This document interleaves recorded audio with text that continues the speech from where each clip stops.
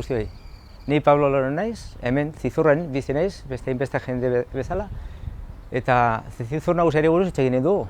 Hala errandiate egiteko eta hori egin dugu. Zer erran dezakedan? Ba ikusiko dugu, baina espero dut hori egitea. Ni hemen bizi naiz, duela 26 urte etorri nintzen hona bizitzera, Iruñetik, beste hainbeste bezala. Eta bueno, hemen burbildu ginen, eta lehenago ere muguritan egon hemengo bizitzan edo Ogi Banetxele zain nintzelakoz, gaztetan. Hori inez, baina gaztetan bai, eta hemen tipitapa, oinez, bidikulorekin ibili nintzen. Edozein momentuta, eta bueno, hemengo jendea edo ezagutzen dut, eta hemengo bizitzaren buruz zerbait ezagutu bai. Eta bueno, hemen gaude Erreniega parkean, erdigune bat bada hau, hemen zentzumen ondoan, han baitugu 5 zentzumenak, Zizurren, iaz paratu genituen eta han daude. Eta bueno, honi buruz hitz egin dugu. Zizur, nondik etortzen den, zer den Zizur, Z edo Zetaz idazten den, hori ere beste gauza bada, Zetaz idazten da Zizur, eta Zizur nauza, bai erderaz, bai euskeraz, batzutan egiten dut alako berizketa, baina hori ezagurte zen bere momentuan. Orain udala da, 1982 urtean udal bihurtu zen, lehen Zizurko zendean barne zegoen, baina ja handik aurrera ja sortu zen udal. Eta ja zabaldu zen, ja arbetikan ja zabaldu zen, baina bueno, ja handik aurrera ja zabalpen handia izan zen. Nondik dator Zizur? Noiz hasi zen Zizur historia honetan? Ba bueno, eraten dute bazegoela hemen halako asentamenduak paleolitikoan edo. Baina, bueno, 1000. Urtean edo ja agertzen ziren paperetan. Zizur nagusia, Zizur txikia, bi herriak, herri bat, baina ja Zizur agertzen zen halako garaian. Eta handik aurrera agertzen dira gero eta gehiago. Eta bueno, hemen zenbat biztanle ziren, zenbat lehen ez ziren biztanle bezik eta zuak. Zenbat zu ziren hemen Zizurren, baina nik eta izan ziren. Baina 1900 urte inguruan baziren 31 zu edo familia. Eta handik aurrera ja ziren ja jende gehiago. Iruña herrian batez ere, hau Iruña herria da azken finean, 1980 hamarkadan ja ziren zabalkundea edo Iruña herriko herrietan. Hemen Zizurren halako egoeran handik aurrera hasi zen zabaltzen. Lehen bazen alde zaharra, gero ikusko alde zaharra, eta handikan sortu zen urbanizazion Zizur edo Zizur urbanizazioa, gaur egun den Zizur urbanizazioa. Lehen baziren 200 biztanle inguru, hala ibili zen urte asko, eta handik aurrera hasi ginen ja zabaltzen. Handik 2000 biztanlera, 5000 biztanlera, 7000 biztanlera, eta gaur egun bagara erroldatuta 14.000 inguru. Orduan handik hasi zen. Eta bueno, orain ikusiko dugu herria, herri polita, herri guztiak bezala, nire ustez. Baina bueno, hau baditu bere gauzak eta hori ikusiko ditugu, gauza horiek.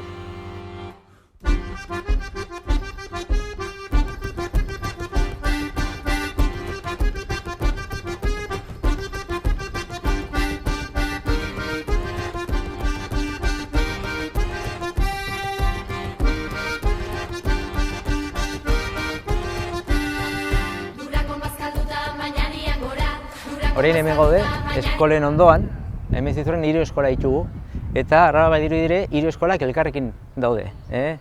Bat eredukoa, Erreniega, oso ezaguna niretzat, eta han gure seme-alabak. Gure seme-alabek ikasi zutelakoz, eta gero Camino Santiago eta Catalina de Foix. Hasieran bazen eskola bat, hemen Zizurren bazen eskola, inguruko eskola. Inguruko herri guztietako jendea hona etortzen zen. Herri guztiak hona etortzen ziren ikastera, eta bazen bat. Zizurko eskola. Gero ja, handitu zen, beriztu behar izan zen, aurrezko izazten zirelakoz, eta sortu zen Erreniega. Eta Camino de Santiago. Eta gero, jarritu zen hemengo jaiotzen eta igotzen, eta sortu zen beste eskola bat. Hori da, Catalina de Foix. Eta, bueno, orain badaude hemen 3 eskola, zonalde honetan, baina zonalde berrian, Ardoi auzo berrian, gero ikusiko dugu non dagoen Ardoi auzo berria, geratzen da Kilikolo, han eskola ez dagoelakoz. Eta hona etorri behar izaten dituzte ikastera. Ba, bueno, hemen daude 3 eskolak, eta ondoan behar den bezala kiroldegia. Kilotegi hau egin zen bere momentuan oso ongi zegoen, eta egin berritze lanetan, beti biltzen dira berritze lanetan dola 4 edo 8 urte. Aldatzen dira politikoa, aldatzen dira gauzak, eta bakoitzak eramaten du bere ideia. Baina ematen du, buelta eman diotela. Alde batetik, bestetik, buelta eman diote eta handituko dituzte. Aurrikuspena izan zen 10.000 biztanleentzako, eta ja erran dugu hemen bagarela iaia 15.000 biztanle. Orduan txiki geratu da. Eta gero, bestaldean baitugu urbanizazioa, antzinako urbanizazioa. Nik deitzen diot herriko bigarren zabalkundea. Lehen bazen beste zabalkunde bat herrian, eta hau bigarren izan zen. 1970 urtean edo hamarkadetan, han ibili zen zabaltzen herriak eta Iruñeko herrietan. Eta hau izan zen halako zabaltze bat. Badira dorreak eta normal deitzen diegu edo Las Torres de Zizur, gutxi gora bera. Batez bat ikusten da oso altua, 13 piso ditu, eta Iruñetik ikusten da. Eta, bueno, orain beste luko batea joan gara, beste gauza bat ikusteko. Nahi baldin baduzue. Hemen gaude, plaza honetan, ja hemen entzuten dira Santa Agedaren koruak edo, eta iauteriak. Hemen ere ospatzen dugu iauteriak, behaten bezala. Hona etortzen da, urtero etortzen da tartalo, urtero ies egiten du tartalok, urtero harrapatu, juzkatu eta erre egiten dugu tartalo. Eta honen inguruan eta ez bezaran ibiltzen da.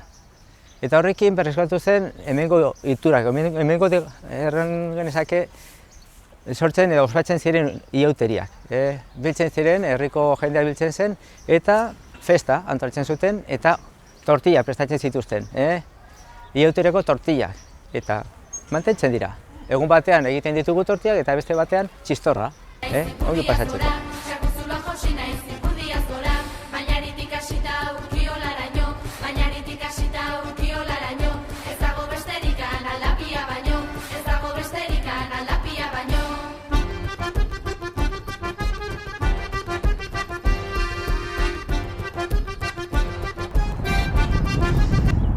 Hemen jarritzen dugu, orain hemen etxe handiaren ondoan gaude, atzean daukadana, etxe handia ditzen diogu. Eta, bueno, badauka bere historia, hau izan zen agian erran genezake lehenengo zabaltzea edo zabalkundea. Herrian, hemen Zizur nagusian, normalean hemen jendea lan egiten zuen laboretan. Hemen baziren matxak, maztiak, txakoli egiten zituzten, galzoroak, zerealak landatzen zituzten, eta gero abereak. Hemengo arkumiak oso ezagun esan ziren. Eta erraten du Kuenkako arkumiak edo korderoa oso ona dela, oso eta hemen hasitzen ziren, hemen eta inguruko herrietan. Eta hasi zen industrializazioa, Nafarroako industrializazioa, eta orduan hasi ziren gauzak, etxe berriak egiten. Migranteak edo kanpoko jende etorri, eta etxeak egin behar ziren. Eta hau izan zen halako adibide bat. Eta orduan izan zen 20. hamarkadan edo, gutxi gora bera, eta hau izan zen halako eredu bat, Iruña herrian.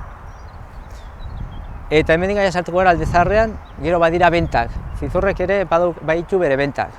Orain ez dira importanteak, baina bere garaian izan zituen. Errepide ondoan ziren, errepide nagusi baten ondoan. Errepide zaharra ez zen hemendik joaten, baizik eta beste leku batetik. Baina, orduan sortu zen, 17. mendean, bentak sortu zituzten, eta, han izaten ziren, kaballeriak edo, han deskansatu, ardoa saltzen zituzten, badira historiak, eta gero bere inguruan sortu ziren industriak edo. Bazegoen, zurgindegia, badago oraindik irin fabrika, aldatuko dituzte lekuz, baina oraindik jarritzen dute, eta, hori izan zen, Zizurren pasatu zen herri laboraria izatetik industrializaziora, industrializatua. Eta, badagoela hemen Nafarroan halako aingerua, herriz herri ibiltzen dena, ibiltaria. Hona ere heltzen da. Guk asko ez geneikin hori, eta, baina hona etortzen da. Eta badira hemen ere aingerua zaintzen dutenek. Eta normal egiten da halako aldaketa, etortzen da Gaztolaz aldetik, hemen pasatzen du gaua, pasatzen zuen, batez ere pasatzen zuen, orain ja ez da pasatzen, pasatzen zuen gaua hemen, eta hemen ondoan, ja etortzen ziren zizur txikikoak eta hartzen zuten ardura. Orduan, egin geroa betiko moduan leku guztietan, eta gurekin.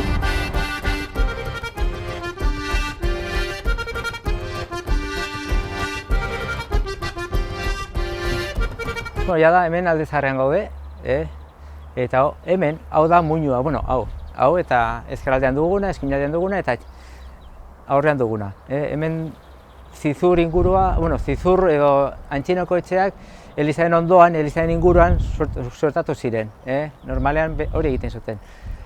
Eta nez eta hori egin, gero zabaldu ziren eta badira 3 auzo. Alde zaharrean badira 3 auzo, San Andrés, San Francisco eta San Isidro, txakitegatik.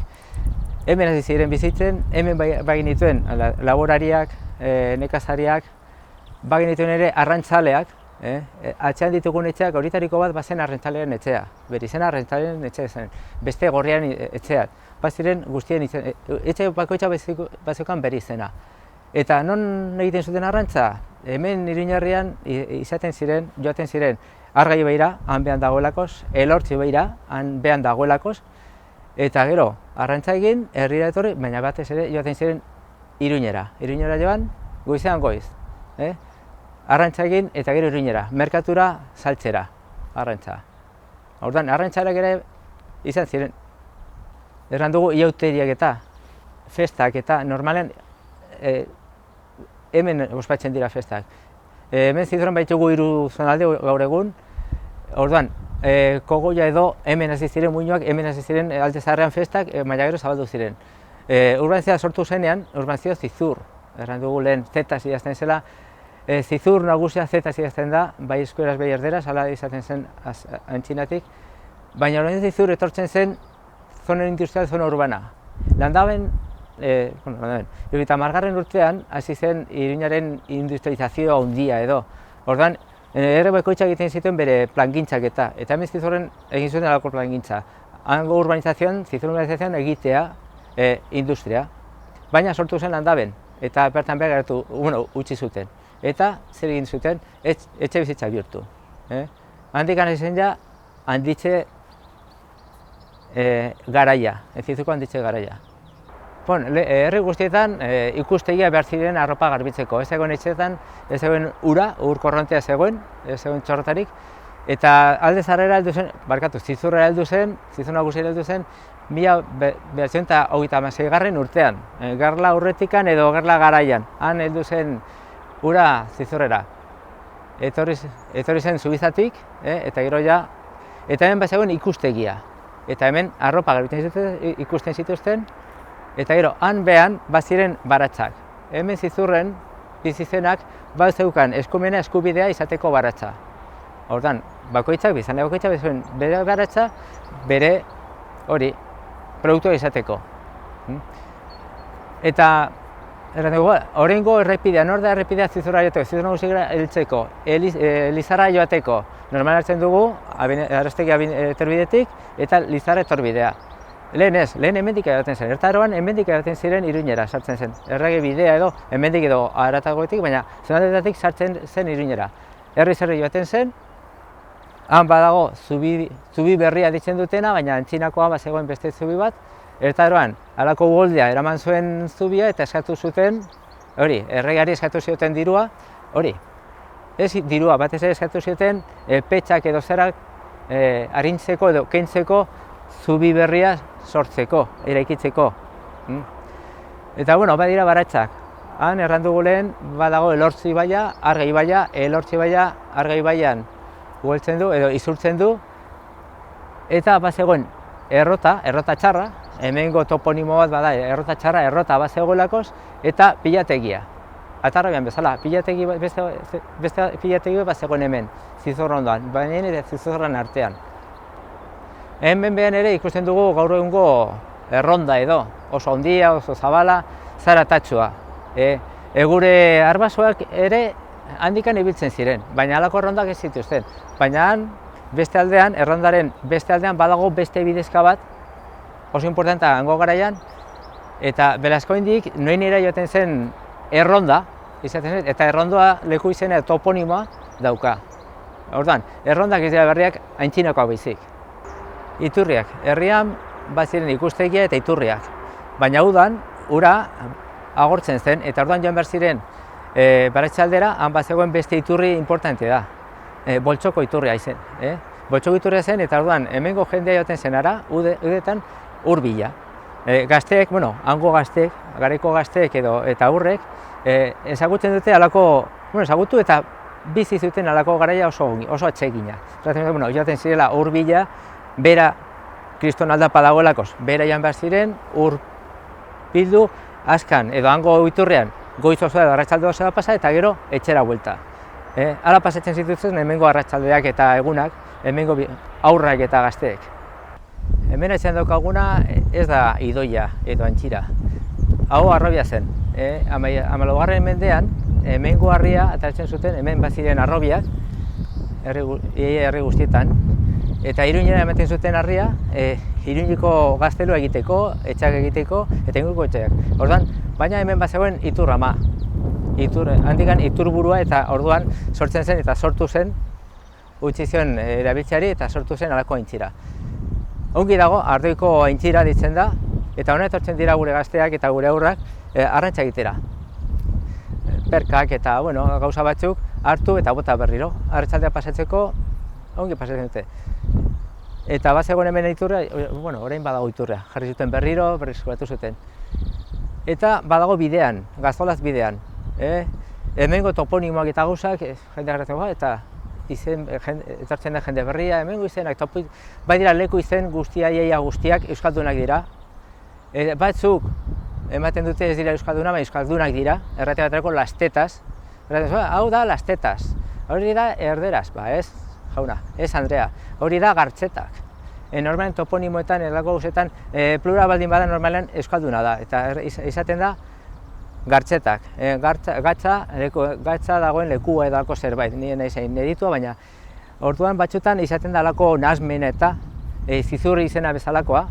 Erderaz horretzen dute C dela, Z dela, gaur egun interneten sartzen gara eta badago Z, Zetaz, eta ez bakarrik Wikipedian edo lako, batez ere hor ikusten da, eta jende gaztea erabiltzen du askotan internet, eta ikusten du zizur nagusia, Zetaz, zizur maior, Zez, ez.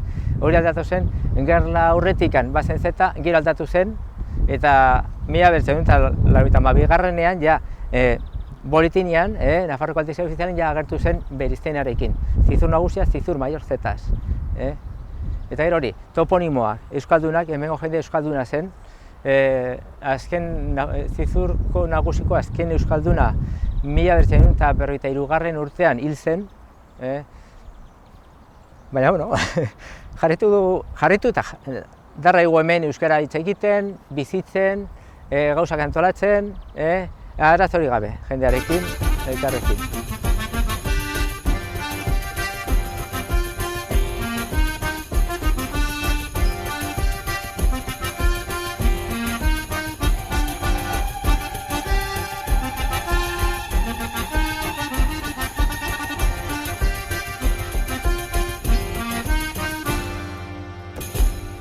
Bukatzeko hemen daukagu Ardoi, auzo berria. Handitu da, leku guztietan bezala, eta Ardoi berria hemen errealitate da. 2010 urtean edo hasi zen jendea hona etortzen bizitzera. Hemengo gazteak joan behar izan zuten beste leku batzuetara hemen etxerik ez zegoelakoz. Eta egin zuten Ardoi auzo berria. Auzo berria da eta jende berria da. Jende berria, jende gaztea batez ere. Eta eta hemengo toponimoak, lehen esan dugu bezala, hemengo etxetan edo karriketan, karrike bazegoen alako antzinako udal akordioa, eta hemengo karriketan jartzen dira inguruko toponima. Hortan, hemengo leku izenek toponimoak, karriken izenak badira inguruko toponimoak. Batzutan badira oso arraroak, kanpoko jendearentzat, baina guretzat, edo batzuentzat badira oso atseginak. Etxesakan, euntxe luzea, euntxe meharra, Arridia, Arrobia, eta gero badago Plaza la Mujer, edo emakumeen plaza. Hori ez da toponimoa, baina da gaur egungo izen edo irudi importantena. Hemengo jendea erran dugun jende gaztea batez ere. Eta hemengo jendea ere bizi behar izan du hemen Zizurren guztiok bezala. Eta hemendik ikusten dugu auzo berria, Ardoi, urbanizazioa eta Alde Zaharra. Herri bat, 3 auzo gaur egun, baina herri bat bakarra, eta bueno, bizitzeko, ibiltzeko leku edarra eta proposa. Eta gomendatzen zaituztegu hona etortzera, ezagutzera. Edozein egunetan, inguruko paseietan eta larretan ibiltzeko, Donejakiko bidea ere handikan ibiltzen da, badago beste mugan, hegoaldetik pasatzen da, baina mugatzen du Zizur nagusiarekin. Eta bueno, gero, guztiok ezagutzen dute betiko Donejakiko bidea. Donejakiko bidea ere joaten da hemendikan, Gaztolaztik. Sartzen da Zizur nagusitik eta Gaztolaztera joaten da. Eta handikan jarritzen du Garezeraino. Gaur egun txirrindulari asko erabiltzen dute halako peregrino asko, txirrindulari izaten baldin badira, hango bide askoz politagoa, lasaiagoa eta tranquiloagoa. Bueno, mila esker.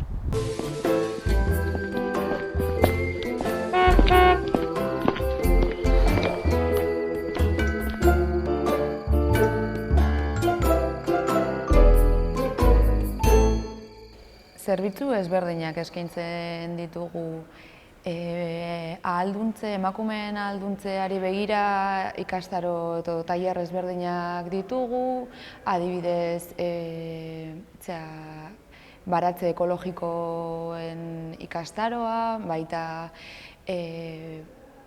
lan bilaketa aktiborako eta lan elkarrizketak modu egokian egiteko ikastaro ere bai. Gero, rol eta estereotipoen eraldaketarako hezkidetza programa daukagu ere bai Zizurreko ikastetxe guztietan, bai lehen hezkuntzan eta bai bigarren hezkuntzan. Badugu ere indarkeri sexistaren kontrako lanean sentsibilizazio kanpaina ezberdinak, erasoen kontrako kanpaina jaietan, badugu aholkularitza juridikoko zerbitzua, badugu hurrengo hilabete honetan zehar martxan jarriko dugun ere aholkularitza psikologikoa ere, diskriminazio egoeratan dauden pertsonei laguntza eskaintzeko. Bestetik badugu ere zaintza eta kontziliazioa eta elkar banatze arloan ere badaukagu herri itun bat eta bertan eragin ezberdinak parte hartzen dugu eta hor adibidez hiri jarduerak ditugu, hezkidetzaileak, eskoletan jai epeetarako. Ditugu ere sentsibilizazio kanpainak eta orain adibidez ari gara eskolarako bide seguruen proiektua aurrera eramaten. Eta gero, azkeneko arloan igual ere bai, baditugu barne mailara begira, genero ikuspegia txertatzeko udalaren ekimen guztietan eta egiten diren proiektu guztietan, baditugu ere barne formakuntzak ere bai, pixkanaka genero ikuspegi hori txertatzeko. Aholkularitza juridikoko zerbitzua asko erabiltzen da, hiri jarduerak ere bai, gero antolatzen ditugun ikastaroetan ere beti plaza guztiak betetzen dira, nik uste azkenean egiten dugun guztia nahiko beharrezkoa denez, jendeak parte hartzen du egiten ditugun gauzetan, bai. Zizur berdintasunaren arloan, beste tokietan bezala azkenean sistema heteropatriarkal kapitalista baten baitan bizi gara, eta honek baditu diskriminazio, desberdintasun eta indarkeri egoerak sortzen dituela. Orduan, arlo guztietan ditugu desberdintasunak, adibidez orain egin dugu ikerketatxo bat eta hor ikusi dugu emakumeek direla 96%, ezetz esaten diotenak lanpostu bati haurrak zaintzeko, dira kontziliazio neurriak gehienak eskatzen dituztena lanetan, orduan zaintza lana jarraitzen du izaten emakumeen erantzukizuna modu handi batean, indarkeria Zizurren pairatzen jarraitzen dugu, modu ezberdinetako indarkeria, langabezi tasa handiagoa da ere bai Zizurren, emakumeetan, azkenean, arlo guztietan desberdintasunak diraute azkenean. Gabezi nagusiena esango nuke agian, emakume talde eta talde feministen mugimendu polit bat, ez? Badago emakume gazte talde bat, baina hor beraien gora berekin, bazegoen emakume talde bat, baina gaur egun ez dagoena lanean, eta hor falta zaigu tejido asoziatibo hori beraiekin lan egiteko aukera izateko. Hori agian izan liteke, ni bereziki faltan botatzen duan zerbait. Urtean zehar egiten ditugun kanpaina hola garrantzitsuena da martxoak 8koa, emakumeen egun internazionalarena, azaroak 25koa, emakumeenganako indarkeriaren kontrako eguna. Orain hasi gara maiatzaren 17 oroitarazten, homofobia eta transfobiaren kontrako eguna, ari gara zerbait xumea egiten saiatzen. Eta gero, jaietan eraso sexisten kontrako kanpaina, horiek izango lirateke igual nagusienak. Kanpaina bakoitza, azkenean kanpainen helburua sentsibilizazioa da, eta kanpaina bakoitza urtero aldatzen dugu. Adibidez aurten martxoak 8koa emakumeak eta euskal pilotaren inguruan joan da. Eta adibidez horren baitan, kanpainaren baitan, sortu dugu, ekarri dugu Bizkaiko Diputazioaren esposaketa hau, emakumeak eta euskal pilota, hemen daukaguna. Izan dugu ere Las Pelotariz dokumentalaren aurkezpena, bera zuzendariekin eta emakume pilotari batzuekin, eta izan genuen gero solasaldi oso interesgarria, dokua eta gero. Emakumeen pilota txapelketa bat antolatu dugu, horren baitan. Urtero eta kanpaina bakoitzeko hartzen dugu gai bat eta horren inguruan lan egiten dugu. Esango nuke guztiak direla, ez nuke esango dagoela bat bestearen gainean. Azkenean martxoaren 8 oso garrantzitsua da, indarkeriaren kontrako eguna oso garrantzitsua da, zaintza lanen inguruan ere egiten dugun kanpaina garrantzitsua da, ez nuke jakingo esaten edo ez dakit esango nukeen bat garrantzitsua bestea baino denik. Beste udaletako berdintasun zerbitzuekin badugu harremana, berdintasun teknikarien sarea, Nafarroako berdintasun teknikarien sarea daukagu osatuta, eta martxoaren 8ko kanpaina adibidez, eta azaroaren 25koa, baita jai eremuan erasoen kontrako kanpainak, horiek adibidez egiten ditugu amankomunean. Kartela, lema, bertan egiten dugun deklarazio instituzionala eta bar, hori amankomunean egiten dugu. Eta helburua da, gero eta gauza gehiago egin ahal izatea elkarrekin. Zer esango niokeen? Azkenean berdintasunean gauza asko egin ditugu, baina uste dut ere gauza asko gelditzen direla oraindik egiteko eta eraldatzeko. Azkenean herri justuago eta zoriontsuago bat sortzeko orduan, animatuko nuke jendea bide honetan parte hartzera eta egiteko bidea, ze oraindik badaukagu egiteko asko. Zizur bizitzeko leku oso lasaia da, eta ondo bizitzen da hemen, egia esan da, udala gertu dagoen zerbait da, eta lasaia, bizimodu lasaia dago hemen, bai.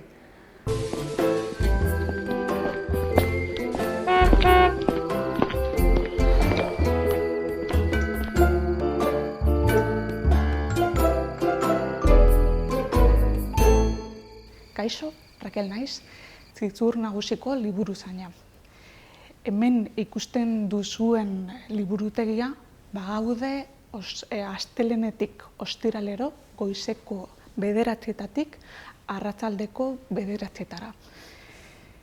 Hona etortzeko ez duzu behar ezer, baina zerbitzuak erabiltzeko bai. Atera behar duzu txartel bat, irakurle edo bazkide txartela, eta horrela erabiliko dituzu gure zerbitzuak. Zeintzuk diren zerbitzu horiek. Etxera eraman dizakezu 3 liburu bi filma, bi diska eta bi aldizkari. Gehienez 7 dokumentu aldi berean. Konbinaketa oso desberdinak izan daitezke, baina gehienez 7 aldi berean. Hola da.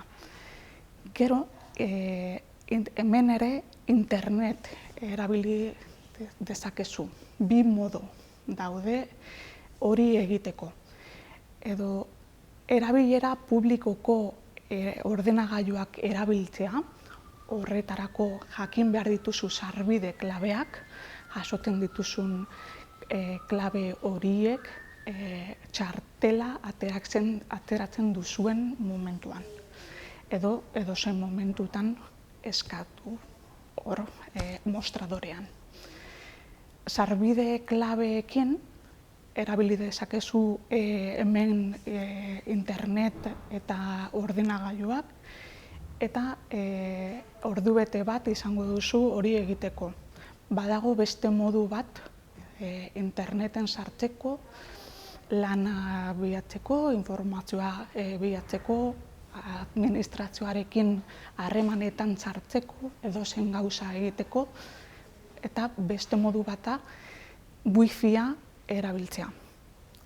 Kasu honetan, zuen gailuak erabili ditzakezu, hauxe da, mugikorrak, sakelako telefonoak, tableta eta abar. Azkenean, beste zerbitzu bat, eta gehien gustatzen zaiguna da, azkenean, beste zerbitzu bat da. Gure aholkua, gomendioak edo laguntza jasotzea.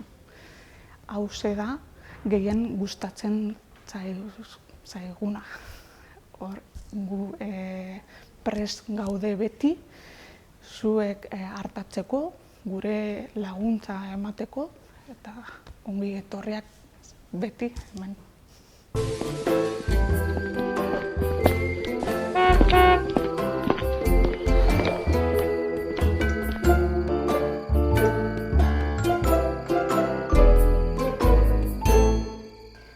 Ni piluka naiz, pilukagien, Zizur Nagusiko kirol teknikaria. Zerbitzu honetan, adin guztietako kirol jarduerak eskaintzen ditugu Zizur Nagusiko biztanleei. Eta horretaz gain, kirol esparruak ere antolatzen ditugu. Zerbitzu honetan, kirol ekitaldi asko antolatzen dira. Eta ez bakarrik antolatu, baizik eta lagundu ere. Zizur Nagusian badago bi motako kirolak, alde batetik kirol federatua. Kirol federatutan eskaintzen ditugu saskibaloia, eskubaloia, atletismo, batazten baldin badut, gero bronka, irristaketa, pilota, igeriketa, jarduera federatuak. Asko. Eta horretaz gain, eskaintzen dugu ariketa fisika egiteko jarduerak adin guztietako populazioen. Horretaz aparte, guk eskaintzen dugu kiroli bilbidea. Zizurren edozein adinetako edota egoerako pertsona kirola egin dezake. Eta guretzat hori oso interesgarria da. Haurdunaldirako badugu programa berezi bat, orduan horrela ikusita jaio baino lehen kirola egin dezakezu Zizurren. Jarduera asko eskaintzen ditugu Zizurren. Komentatu dizuet, haurdunaldian badago kirola egiteko aukera, baina kirola ibilbide horretan bizi osotarako da. Orduan guk hartzen dugu osasuna edo hezkuntza izango balitz bezala. Horrela ikusita, aurten prestatu dugu oso programa berezia, haurrentzako kirol jarduerak baterako hezkuntzaren ikuspegiarekin lantzen dira. Urdia, enpresaren eskuz. Eta oso programa berezia eta interesgarria da. Gazteentzako ere muskulazio programa berezia antolatu dugu eta bertan begiraleak hezkuntzak titulazioa dauka. Gazteak gainera helduentzako prestatzen ditugun jardueretan parte har dezakete. Zizur Nagusian, Zizur Nagusiko ekintzak ezagutu nahi baldin baduzu, Ekainak 12an ospatuko dugu kirol festa eta gonbidatua zarete etortzeko. Egun hori antolatzeko jende asko parte hartu du. Azteko, udalbatza txikiak haiek antolatu egin dute eta gu laguntzen diegu egiten. Gero, atalak eta klub guztiak, Zizurko guztiak, eta gero horretaz kanpo enpresak eta hemen lana egiten dutenak. Baina Zizurren badago beste moduak parte hartzeko. Klubeak eta atalek haiek antolatzen dute bakarrik nahi duten ekintzak. Eta gu laguntzen diegu tokiak usten, diru laguntzekin, baina gero erabiltzailei ere hona etortzen dira eta eskatzen dute gauzak. Eta guk urtero luzatzen diegu enkesta bat haien iritzia jasotzeko. Programa hau antolatzeko diru mordo bat behar da, eta bakarrik jarduerentzako behar dugu 100.000 euro. Baina ez da dirua bakarrik, kontatu behar dugu zenbat jendeentzako da, eta hori bai dela importantea. Kirol zerbitzuak antolatzen dituen jarduretan 2.200 pertsona inguru aritzen dira, eta hainbeste federatuak dira. Muskulazio gimnasioan gazteak eta helduak batuta 1.700 pertsona. Horren beste erabiltzailei zerbitzura emateko ez da harritzekoa. Bolontrez asko dago Zizurren, batez ere klubetan eta ataletan. Baina guk ere badugu anitzasun funtzionala dituzten pertsone aurrentzako, batez ere aurrentzako inklusio egiteko haien laguntza.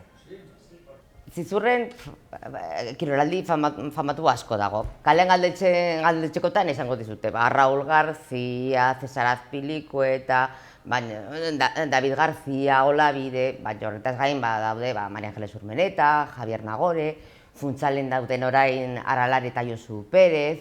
Egia esateko, horiek dira Zizur nagusia mapetan kokarazten dutenak. Baina guretzat, txapeldunak ez dira horiek bakarrik, baizik eta oztopoak gaintzen dituztenak kirola egiteko. Batez ere, aniztasun funtzionala dituzten pertsonak.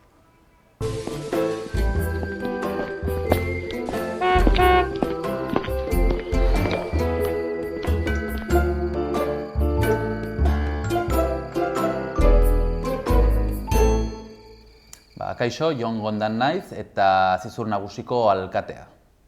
Azken finean, udaleko ardura, 4 urte pasata egon naiz, zinegotzi bezala, 4 urte hauetan, eta aldaketa nahiko gogorra izan da, azken finean, zeren egun osoa daramate hemen udaletxean, eta azken finean, ia hau da nire etxea. Legegintzaldia nahiko ona, ekainean urte bat ospatuko dugu, eta geroa bai, Bildu, Izquierda Ezkerra eta Podemos alduguren taldeekin akordio programatiko bat daukagu. Sinatutako programa neurri aldera daukagu, eta batez ere politika sozialetako eta baita ere enplegu politikak. Zizur nagusian, abenduan onetsi egin genuen Zizurko udaleko aurrekontuak eta 10 milioiko aurrekontuak, eta batez ere diru sarrerak izaten dira kontribuzioa zergei baita ere bideen hori. Apirilako osoko bilkuran inbertsio pakete bat onartu genuen osoko bilkuran, eta batez ere izan zen inbertsio horiek polikilotdegia berrikuntza bat egitea, eta baita ere Ardoiko auzoan baita ere beste kirol zonalde bat egitea. Hori alde batetik eta bestetik baita ere enplegu neurriak hemen daukagu sinatutak akordio programatikoan, eta baita ere coworking edo lan inkubadora edo lan espazio bat egiteko. Zerbitzu publiko onak ditugu hemen Zizurren, baina egia izan da txikiak geratu dira, nahiko samar. Adibidez, liburutegia eta kulturetxea, esan dizut bezala, txikiak geratu dira, eta baita ere gazteleku berri bat proposatuko dugu. Herria ongi gobernatzea nahiko zaila da, azken finean, arduratxoa da, politiko karguak eta batez ere herrietan, azken finean, herritarrei egun guztiak komentatu edo kaletik joaten dira eta aizu gauza hau eta bestea, eta batzuetan ezetz esatea zaila izaten da.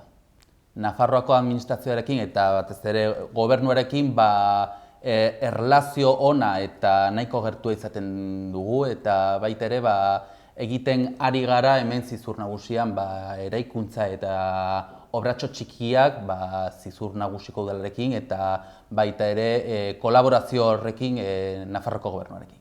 Zizur bizitzeko toki ederra eta toki aproposa izaten da, azken finean herri lasaia eta Iruñera joateko oso erraza.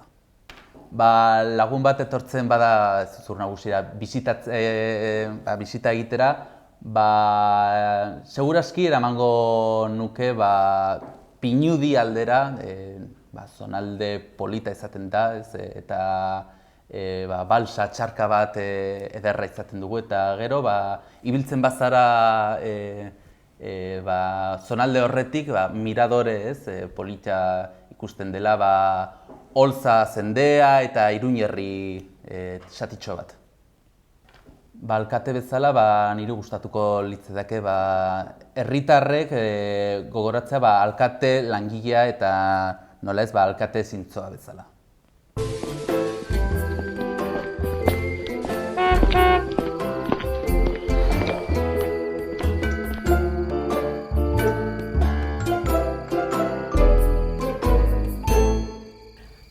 Kaixo, ni Izaskun Larunbe naiz eta Zizur Nagusiko prebentzio programako hezitzailea naiz. Gaztetxean hezitzaile moduan lan egiten dut.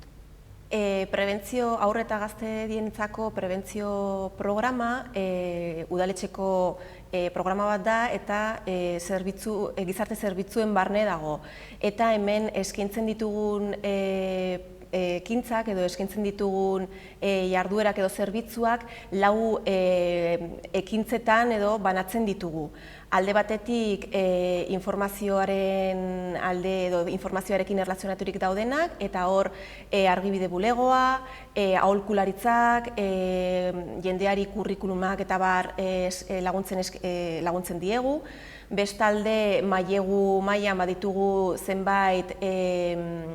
zenbait gela, zenbait material, ordenagailuak, mailegu jendeak behar duenean ona hurbiltzen da eta hori baita eskaini egiten da. Bestalde gazteek haien proiektuak martxan jartzeko edo haien jarduerak martxan jartzeko laguntza hori ere eskaintzen dugu.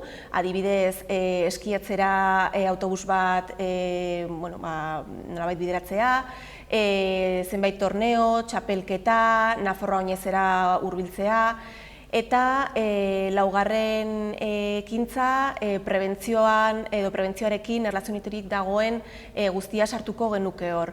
Eta multzo horretan gaztetxean dagoen gela irekia, joan etorri autobusak sartzen ditugu, institutuan tailerrak egiten ditugu, baita festetan kanpaina prebentibo bat martxan jartzen dugu, martxoaren 8 inguruan egiten ditugun jarduerak, azaroaren 25 inguruan egiten ditugun jarduerak, prebentzioaren aldetik hor sartzen ditugu zenbait ekintza baita. Ametxea gaztetxea Zizur Nagusiko Idoia kalean dago. Gure ordutegia astelehenetik ostiralera goizeko 9:00 ordu batak arte da eta arratsaldez 5:00 9:00 eta larunbatetan baita arratsaldeko 6:00 9:00 irekita dago. Gurekin harremanetan jarri baldin baduzue, badago helbide elektroniko bat, gaztetxe@zizurmaior.es, edo bestela gure Facebook, Twitter edo Instagramen bidez baita gurekin harremanetan jarri zaitezkete. Urtean zehar zenbait ekitaldi antolatzen ditugu, badire batzuk arrakasta handia dutenak, Adibidez, festetan edo festa baino lehen egiten dugun prebentzio kanpaina, bajera guztietatik materiala banatzen dugu, bestalde baita udan zehar zenbait autobus antolatzen ditugu, Nafarroako festetara jendea eramateko, udan baita igerilekuetan zenbait jarduerak prestatzen ditugu, eskiatzera urtean behin ateraldi bat egiten dugu, baita, eta badire arrakastatsuak diren jarduera horiek.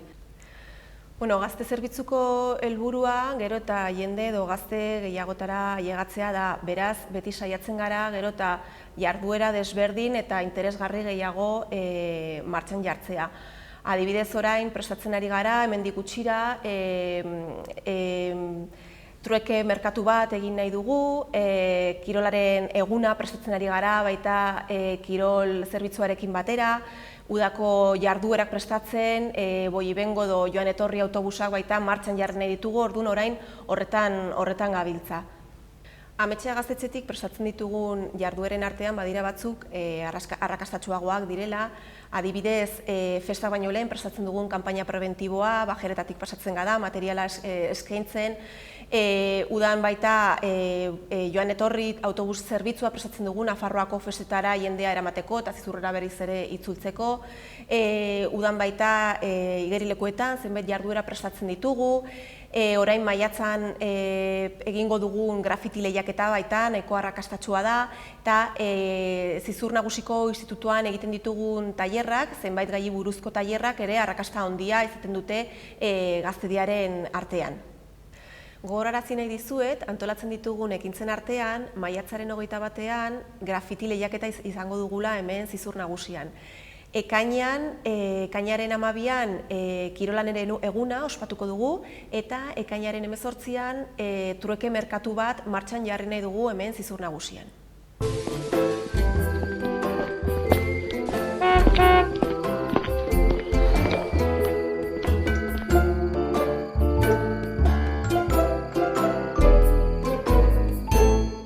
Ainhoa Arrastoa naiz, Zizurko gizarte zerbitzuan gaude eta nik hemen gizarte langile bezala lan egiten dut. Eskaintzen dugun zerbitzuen artean, oinarrizko gizarte zerbitzu batek herritarrek duten gizarte zerbitzuen atea da eta eskaintzen diren programak dira harrera eta orientazio programa, autonomia bultzatu eta dependentzia prebenitzeko programa, adin txiki eta familiei zuzendutako programa eta gizarteratzeko programa.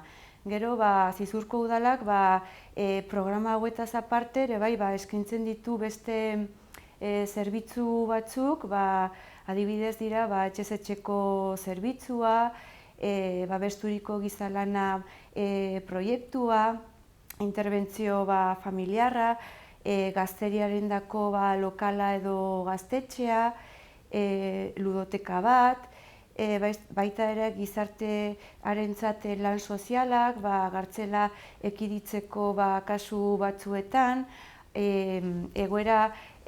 arrisku egoeran dauden familientzat konziliazio programa, janari banaketare familia hauen artean, diru laguntzak elkarte eta ONG-rentzat, eta gero ere egiten dira ekintzak erretiratu edo zahar egoitzaren klubarekin.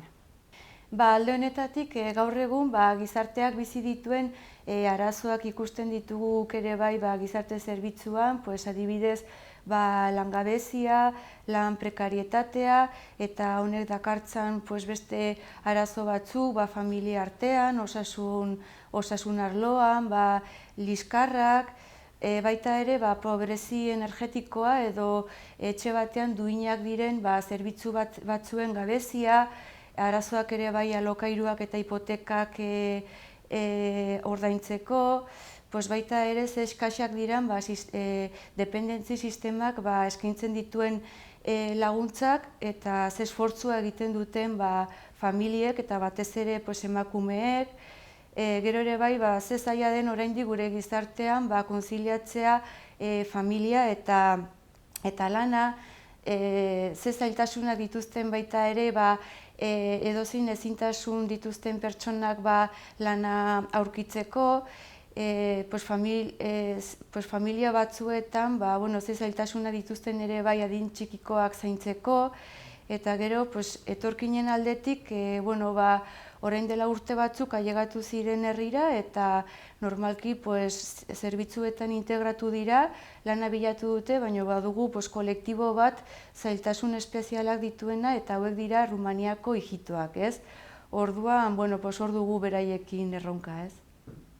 Sensibilizazioa orokorrean, gu gizarte hezitzaileok eta gizarte langileok gure egunerokoan dugun egin behar bada, baina hortaz aparte, oraintxe bertan badugu herriari zuzenduta edo martxan ditugun ekintza batzuk, ez?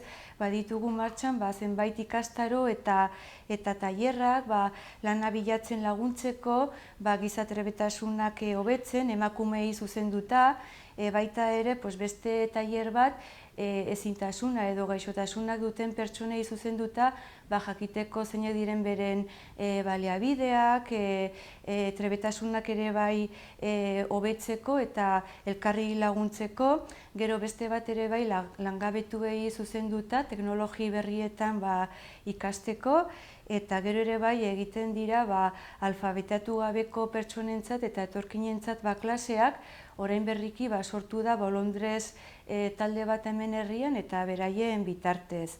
Gero ere bai gazteriaren lokalan, gaztetxean egiten dira hainbat ekintza bai prebenitzeko eta sensibilizatzeko drogomenpekotasunaren gaian, etxeko lanetan laguntzen, baita ere berdintasuna gaia lantzen, eta gero guk hemen zerbitzuan edozein berri edo baliabide informatzeko edo erabiltzen ditugu bi aldizkari hemen herrian daudenak, alrebez eta ardui, eta gero ere bai egiten dugu beste herrian dauden beste zerbitzu publikoekin, osasunetxearekin eta eskolakin elkarlana. Zizur nagusiko gizarte zerbitzua dago emakumearen plazan, Ardoi auzoan, eta gure telefonoak gurekin kontaktuan jartzeko dira 948 18 2663, edo bestenaz ere bai ikusten alduzue Zizur nagusiak duen webean gure informazioa. Eta gu hemen gizarte zerbitzuan garenez zerbitzu publiko bat, hori gaude irikita, edozein zalantza, edozein gauza izanez gero, etortzeko lasai, edo telefonoz deitu, edo hemen gaudela, horretarako gaudela.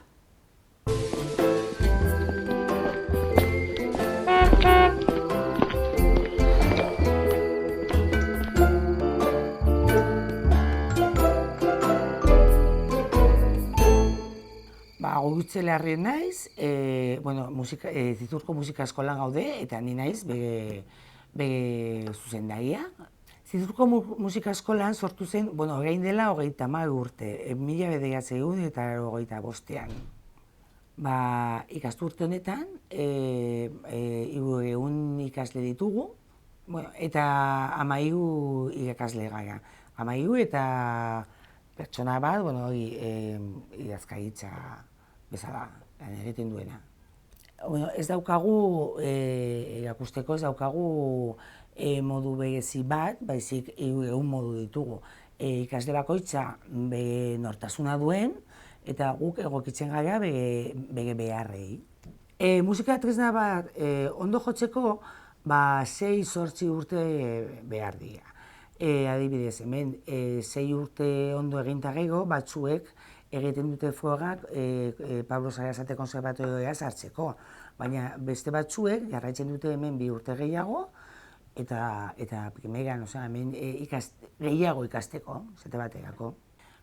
Ikasleek ikasteko edozein mota musika nahi dute, gainera, edozein, eskatzen dute.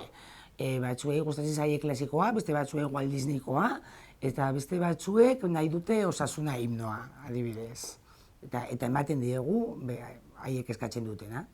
Gu ikasleak, joaten gira bukatzean, edo batzuek bukatu baino lehen, joaten dira zizurko bandara, jotzera, gero badago ere zizurren, txistu talde bat, eta gero hemen ere badaukagu talde batzuk, eta batzuek bukatzean, geratzen dira hemen talde hauetan jotzeko.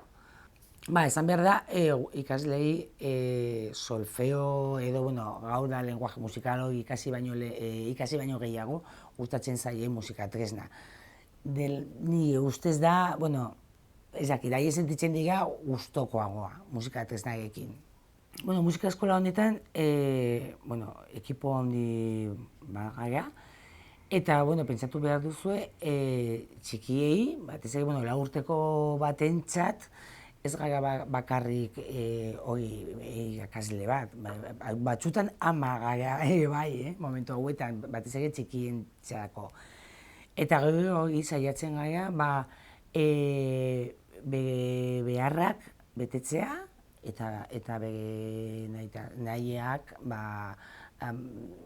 egokitzea. Ikasleekin zailtasuna handiena da denbora falta, bai?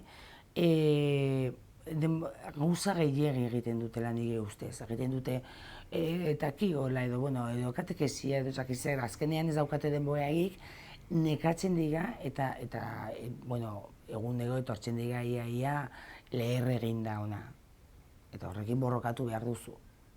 Momentu honetan du erronka da instrumentu gehiago jartzea. Badaukagu haizezko instrumentuak, perkusioa, baina egizkoa adibidez bakarrik daukagu bibolina eta gitarra. Eta gustatuko litzaiguke hori azaltzea, ez dakit biolontxeloa edo kontrabajo, baina momentu honetan ezin da diruaren faltagatik besterik ez. Nik uste dut musika oso formazio handikoa dela. Eta jendeak, horrela ikusi behar du, baina agian ez dute ikusi. Denok ematen dugu inportantzia handia ikastoletan adibidez, eta hori ingelega edo filosofia eta musika oso importantea da eta gainera. Egia da, pertsonak osatzen dugula, ez, musikarekin. Eta hori da, azken finean, musikako importantzia.